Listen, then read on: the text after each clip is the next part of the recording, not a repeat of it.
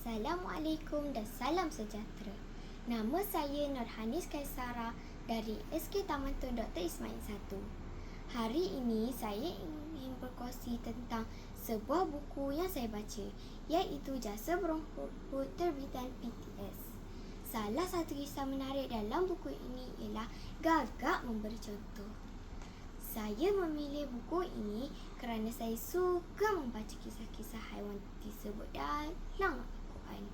Ceritanya pendek, senang difahami dan grafik yang sangat menarik dan berwarna-warni. Dalam kisah Gagak Memberi Contoh, dicerita tentang Qabil yang membunuh adiknya Habil. Selepas itu, dia tidak tahu apa yang perlu dilakukan dengan jenazah Habil.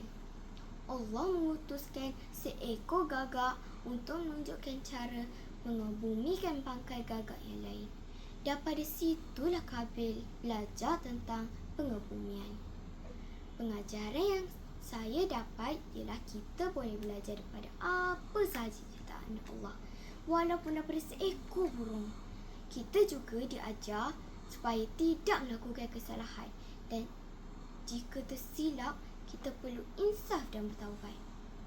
Nilai murni dalam kisah ini ialah bertanggungjawab, insaf atas kesalahan dan mencontohi perbuatan baik.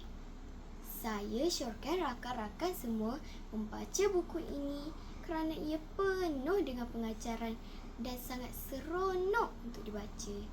Sekian sahaja daripada saya. Terima kasih.